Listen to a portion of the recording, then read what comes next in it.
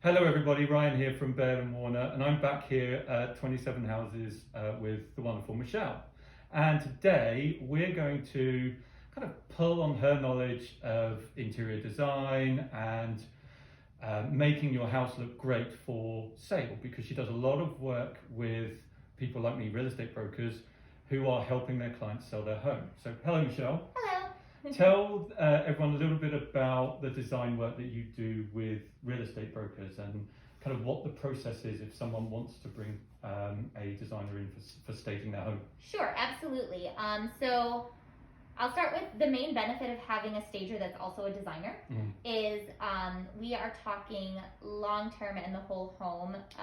Stagers tend to get overly excited sometimes and pull more things than necessary.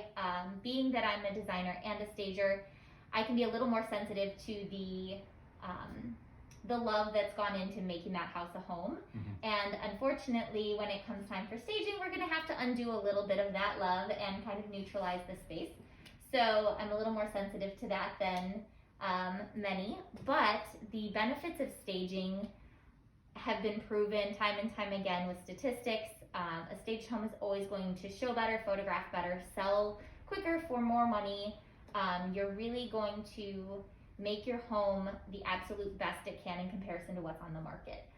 So that's usually the eye I go into it with is really I'm constantly looking at real estate, making sure, seeing what's out there so that we can kind of up our game and get the house to that next step to make it stand out. So we start with a consultation, walking through, looking at what the space currently has to offer in terms of not just the items that are in the home, which typically need decluttering, simplifying, depersonalization, not fully, but to an extent for sure. But also looking at the shell of the home, because that's what the people are purchasing, not what's inside the house.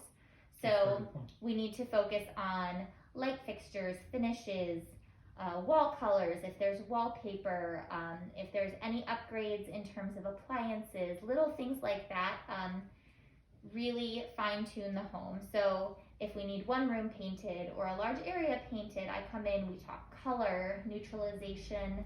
As I mentioned, we don't necessarily have to completely pull everything. You don't have to take every ounce of wallpaper off the walls. We may just need to lessen it and find where it's going to be most impactful. And then we also talk about if the homeowner has a budget to sell, so that we stay within, okay, it's going to make the most sense to upgrade this and this, but this is where we can maybe save a little bit of money and understand that someone else is going to want to upgrade that, whoever's purchasing the home.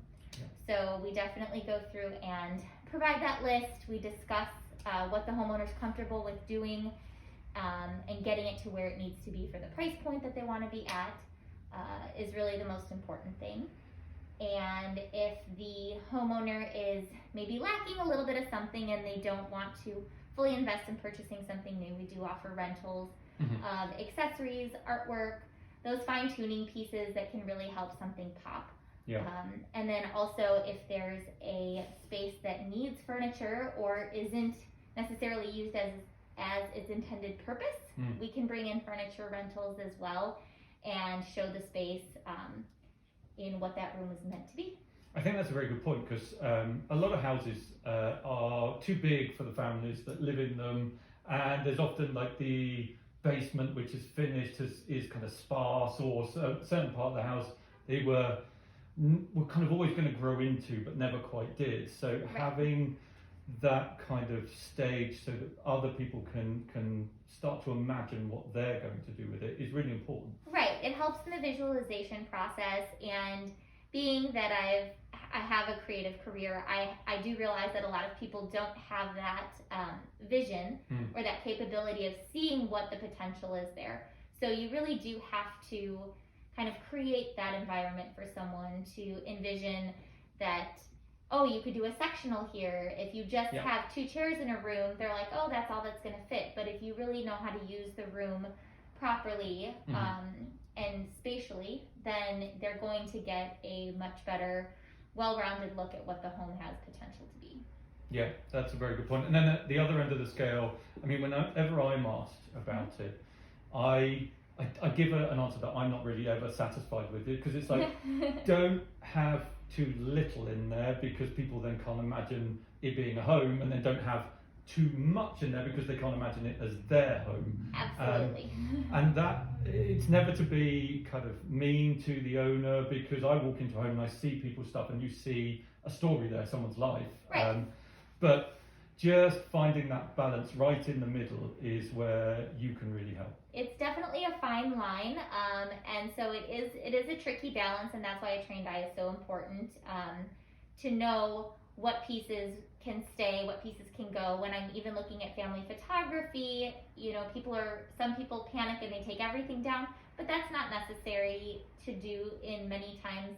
You can maybe in a hallway where the main photographs aren't going to be, and you still want to have something that means something to you in the house. The hallways are great because that's not going to be a main photo necessarily in the listing, so it's a little pass-through space where you can still keep some personalization. Or if something is done very nicely with coordinating frames and matting, and it's done extremely well and not necessarily just a whole bunch of photos pushed into a collage frame or something, that shows well and kind of becomes a piece of art, and people can look through that a little bit more than a bunch of Polaroids kind of pinned together. Yeah, that's a very nice tip. What's just to give someone a tip for if they're looking at getting their house ready for sale, what would you say they do first to get their house ready for sale? What's the main thing they should do? The main thing is definitely going to be decluttering and clearing surfaces. So my rule of thumb is typically 1 to 3 larger items per surface. So end tables, just a single lamp is enough. Right. If you've got a bookshelf, 3 large items. Try to get rid of the little things, the things that people's eyes stop on the most. It just visually clutters the space. So you want larger pieces that they can kind of segment and look through, as opposed to a whole bunch of little knickknacks. So streamlining those surfaces, clearing them, taking off tablecloths, anything that's fussy is usually the easiest place to start, because that doesn't require any investment. Yeah, I think that's a great point. I think that gets over when I take buyers into a home and we're looking around and a room is really cluttered. I have to say to them that the one place where you won't see any clutter is if you look up at the ceiling, and that's where you'll get this kind of idea of the size. But if you don't have someone showing your home that can give that kind of advice, then it's just lost, and all people see is that kind of cluttered environment, right? Right, they can't visualize what space is actually there. And visually, another thing that tends to clutter spaces quite often is window treatments. Something heavy, or too many drapes with too many layers or patterns, or heavy color. You'd be surprised, even just taking a valance off that maybe covers the window by 8 to 10 inches, how much more natural light will flood into the space when you do that. It's going to make your ceilings feel higher if you don't have that sharp horizontal line. You're going to have higher ceilings, you're going to have more natural light, the room will just feel larger. So window treatments you want to keep to a minimum. Yes, if it was a custom, expensive piece that adds value to the home, you can add it to the listing that it's included, but maybe keep it in the storage space or the garage and still offer it to the next homeowner if it's their, stylistic preference. But for photos, it's just going to enhance the space to have it removed. Certainly from my perspective, I think it's great to have someone like you advising people that need that help. And I know you do everything from kind of a single consultancy to get people on their way through to the full service of getting the house staged. Absolutely.